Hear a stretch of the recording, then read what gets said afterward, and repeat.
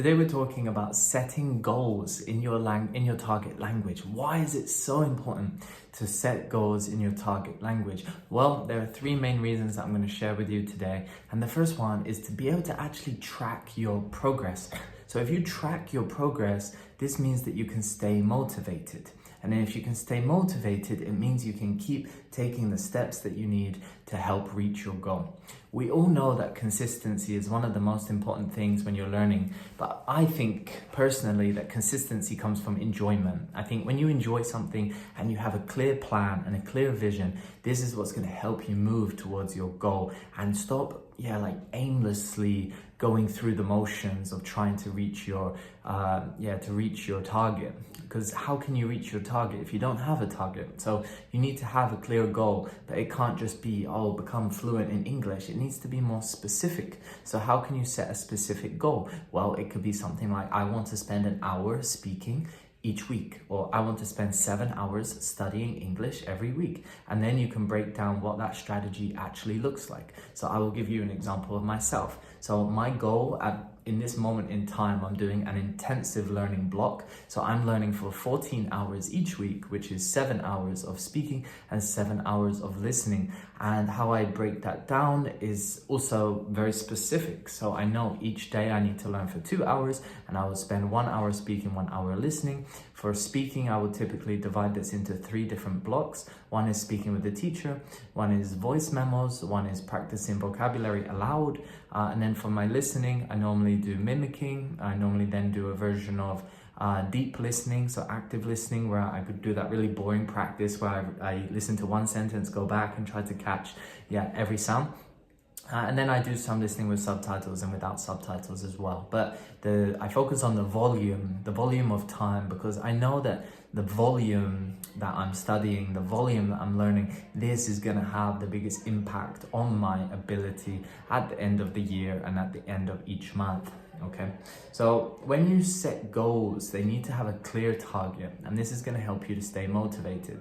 So an example for a goal that you can have is to be able to speak each week, to be listening each week, but you really need to pay attention to where you're putting your effort. So if you're putting your effort into more passive practice, then really are you going to get the active result? So if your goal is to be fluent in English, is to increase your English level, to speak more, feel more confident when you're expressing yourself, to be able to understand native speakers and be able to get a job in English, or to be able to expand your network in English. So if those are your goals, then it's more about active speaking, active listening. So you really want to start moving away from this passive form of practice. Passive typically involves subtitles. Passive involves you just watching videos with subtitles. These are all passive. You want to start moving more towards active, which is speaking with a native speaker, speaking with a teacher, speaking again with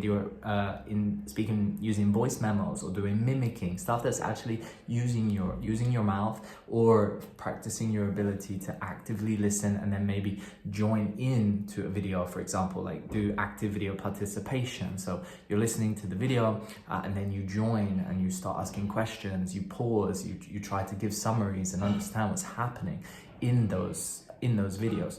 So you really want to start moving away from passive and start moving much more towards active practice. And this, I believe, is what's going to help you to reach your goal, and is what's going to help you to feel satisfied and happy at the end of the year, because the goal is for you to feel fully comfortable in your target language. When you feel comfortable, that is when you can start to feel confident in the job market when you're getting a job.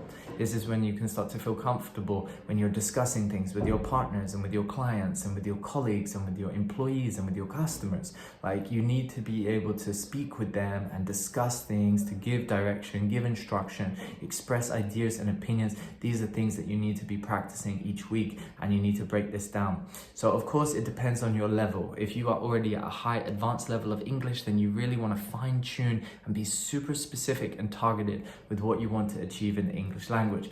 If you are at a lower level, say you are at B2, then you need to focus more on vocabulary development. You need to focus so much on speaking and active listening, really to just boost your vocabulary and your confidence so that you can start to feel comfortable at moving more towards that C1 level. If you are between B1 and B2, again, a huge focus needs to be put on developing your vocabulary, speaking with a native speaker, really working on your pronunciation, working on your expression, your speed, being able to think naturally, avoid being able to speak for longer periods of time, to be able to start expressing your thoughts more naturally. And then if you are at even lower level, like A1, A2, then you really just need to figure out a way to make it fun and interesting so that you can just enjoy that first beginning part of learning the language. And yeah, if you can get speaking opportunities, then that's also fantastic. But again, you want to focus, I think you want to focus on enjoyment throughout all stages of the language learning process. And then it needs to be personalized and individualized to you. Like, don't watch videos that you don't find interesting. Don't do boring grammar stuff that you don't like. Focus on connection, focus on speaking, focus on interest, focus on the news, focus on topics that you care about deeply. Yeah, that's what's gonna be the difference, and that's what's gonna help you to really connect and stay consistent over time in your target language, okay? So the next thing that's really important to think about is adjusting your strategy, okay? So everyone has a strategy when they're learning their target language. Some people have a strategy that's quite passive, other people have a strategy that's quite active, and other people have a mixed strategy. I personally prefer the mixed. Yeah, I like to have a mixed strategy. So yeah, it depends on which stage of the learning process you're at too. So when I was at a lower level in Spanish, I would use more passive because yeah, I'm still nervous, I'm still trying to develop my listening, I'm still trying to develop my speaking. But now after 2 years, I'm focusing only on active listening and active practice. I don't do any passive because passive practice leads to passive results, whereas active practice leads to active results. So what is a passive result? Passive result means you don't speak up. It means you can understand grammar. It means you can understand a lot of things in the language, but you just can't interact, you can't connect. So it's not going to really help you business-wise. It's not going to help you to develop in your career. It's not going to help you really make a big impact in your language. Active practice leads to active results. So active results means, yeah, you being able to speak up, put yourself out there, share your opinions, share your ideas, use this language actually as a tool of how it's actually supposed to be used, which is for connection, which is for growth, which is for development, which is for sharing ideas, okay? So the next thing that I want to mention is about how you should keep your goals relevant and challenging, okay? So what do I mean by a challenging goal? So I think it's really important to differentiate between a challenging goal and a realistic goal, okay? So if I wanted to say that I want to reach a C2 level in Spanish within 1 year, is unrealistic. It's not gonna happen, okay? So I need to just take a step back and think, okay, what is a realistic yet challenging goal? Okay, so a challenging goal for me would be to study for 7 hours per week consistently throughout the year. That's challenging because it's an hour of my day every day, but I think it's realistic. I think I can do it because I really enjoy my process and I found a strategy that works really well for me, and I really enjoy my practice and the time that I spend learning the language. And it's, yeah, I can see the results, I can see the progression, I review my goals, yeah, each month, and I can see that I'm actually able to, yeah, stick with it, and I can consistently move towards my target goal. So I would say in the past I have set unrealistic goals.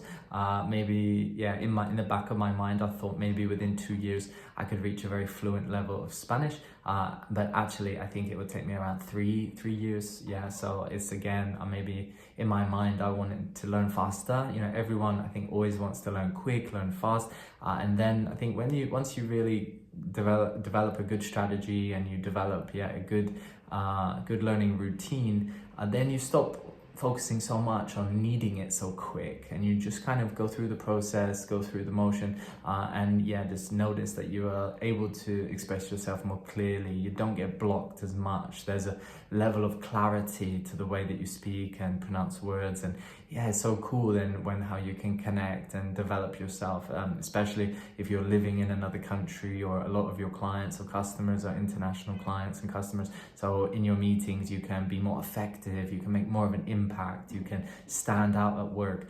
Come from having realistic goals, having goals that are challenging but realistic, not too unrealistic, not too challenging, and also active. Okay, so those are the key points that I want you to keep in mind for when you set your goals for the end of this year. And I would really recommend that you do set your goals because a year goes by quickly. So you want to have a plan, you want to be moving in the direction that you want, and you don't want to, at the end of the year, again, have to say to yourself, my English level is still bad and it's not where I want it to be.